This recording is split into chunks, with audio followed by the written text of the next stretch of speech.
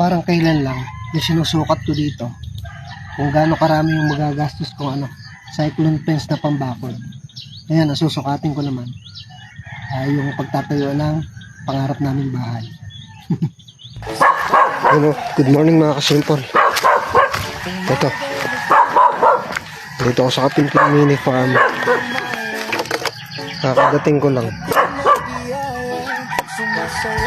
Bukas ng madaling araw, pauwi kami ng Nueva Ecija, kaya dumalaw ako ngayon. Nagdidilig ako para kahit ilang araw kami wala, kahit papano nadiligan yung mga konting pananim dito mga kasimpol. Saka magsisigarin ako ng basura, yung mga damo, para pagbalik simula na uli ng pagtatanim. Tapos yung tubig, yung linya ng tubig papadala na rito para magkaroon na ng supply ng tubig dito sa Kapinpin Mini Farm mga kasimpol. Habang nagkakape, magsisilab na ako ng mga damo.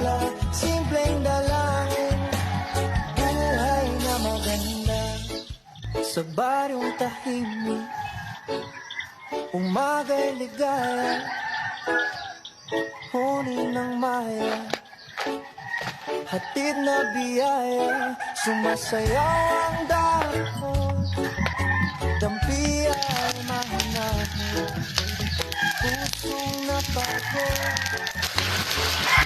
biglang umapon, langhap ng kalayaan, bangon kay sariwan, sa bawat bagian, bumalik ang diwa. Ligas sa balon, napayatan, din sa ulap, sipay malaya. Ito mga kasimpol, tapos ko na silaban yung mga damo. Tapos ang isa ko pang pakay dito ay magsukat. Magsukat mga kasimpol. Ako kasi advance ako mag-isip Diba na ikwento ko sa isang vlog ko na pangarap namin magpatayo ng bahay dito. Sobrang excited ko. Magsusukat na ako. Kasi inaalala ko, baka tamaan tong rubber plant ni Mrs. Sana hindi ito tamaan. Susukatin ko lang. Makita ko lang yung kasi yun nga, meron na kaming planong bahay. Plano pa lang naman mga kasimpol. Wala pa naman budget. Hindi naman masamang mangarap. Ayan. Pero yun pangarap na tutuparin namin. Kaya ito, magsusukat ako ng paglalagyan ng bahay. Ayan. Yung dream house namin dito sa Kapinpin Mini Farm. Parang kailan lang yung sinusukat ko dito kung gaano karami yung magagastos kung cyclone fence na pambakod. Ayan, nasusukatin ko naman yung pagtatayo ng pangarap naming bahay. Tumatayan na ako sa loto, baka tumama. Pusong napagod, biglang umahon, langhap ng Yung mga sinasabi ko mga kasimpol, tatamaan yung rubber plant. So baka yung rubber plant makita sa ibang lugar, makita sa gilid. Kasi yung plano, ang pinakahaba ng bahay, kasama kasi yun kwarto, saka terrace, sala, ang haba niya yung mga 25 feet. Hindi ko alam kung anong meters yun. Pitang pinag-aanahan ko kasi pitang nakalagay dito sa metro na hawak ko. Ayan. 25 feet. Ayan. Simula dyan hanggang dun. 25 feet mga kasimpol. Yan mga kasimpol. Ganyan pala kaluwang yung 25 feet. So hahatiin yan, isang maliit na terrace, isang maliit na kwarto, tapos yung salas, yung living room ang medyo malaki. Meron pang taniman kung sakali. Meron pong pagtatamnan ng mga gulay. Tapos yung pinaka naman, Yung pinakaluwang, yung pag ano. Siguro mga ano, yung loob ng bahay. Hindi pa kasama yung kitchen. Mga 10 feet. Ayan. Sukatin ko rin pala yun. 10 feet mga kasimple. 10 feet or 12 feet mga ganon. Sabi nga nila mga kasimple, pagka may pangarap ka, claim it. Tsaka mo trabahuhin. ng maya, hatid na biyaya, sumasayaw ang dahon, dampi ay mahina, Ito mga kasimple. pusong Ito naman yung pinakaluwang ng loob. Yung pahalang. Kasi kanina paano eh. Paharap dito sa kalsada. Ito nga yung pinaka ano, pahalang na lapad ng ano, ng loob ng bahay. Loob ng bahay ito mga kasimple. 11 feet mga kasimple.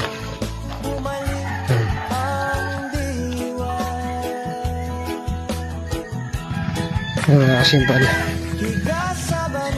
Yun yung pinaka ano, pahalang na lapad ng bahay. Tapos yung susunod dito, yun naman yung pinaka kitchen. Gusto kasi ni Mrs. open kitchen siya. Ayan. May harang pero hindi siya yung close na kusina. Tapos sa likod ng kusina, yung CR. So magkasama yung CR saka yung kusina. Aabutin pala pati itong ano, puno. Kung hindi isasagad doon sa may bakod sa likod, yung gagawing bahay. Susukatin ko naman yung lapad ng kusina mga kasimple. Plano ko mga ano lang, mga 7 feet lang. Ang lawak ng kusina mga kasimple. Yan mga kasimple. Yan na yung 7 feet. Yan. Yan ay magiging luwang ng ano, kusina. Yan. Tingin ko okay na. So malaki pa pala yung space din sa gilid mga kasimple. Yan mga kasimple. Buhat dito hanggang dito. Ayan. Yan yung luwang ng kusina. Tapos buhat dito hanggang dito 11 feet. Yan na may luwang ng bahay. Tapos yung haba yung nakaharap sa ano, sa kalsada. Buhat dito hanggang doon. Ayun. hatid na biyaya, sumasayaw ang dahon, Hanggang dito. May 1 metro akong alawan sa ano, buhat doon sa bakod sa likod. Simple. biglang umahon, So, malaki pa ang matitira din sa gilid. Kaya dapat makadali ako sa loto. Para may paggawa na ito mga simple. Yun lang ang plan. Na-excite ako. Kasi napag-uusapan namin ni Mrs. eh. Sa awa ng Diyos, matutupad yun. Mga kasimple. Ito palang bahay kubo. Pwede palang ilagay din eh sa gilid. Tabi ng kitchen. Para maluwang-luwang pa ipagtataniman ko ng gulay.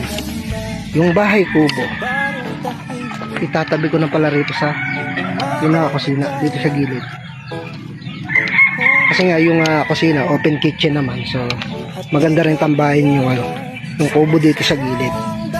Siyempre, pagka may bisita, makikipagkwentuhan sa kubo. Tapos may nagluluto sa kusina. So, habang nagluluto, hindi nakakapagmaritesan. Mga marites.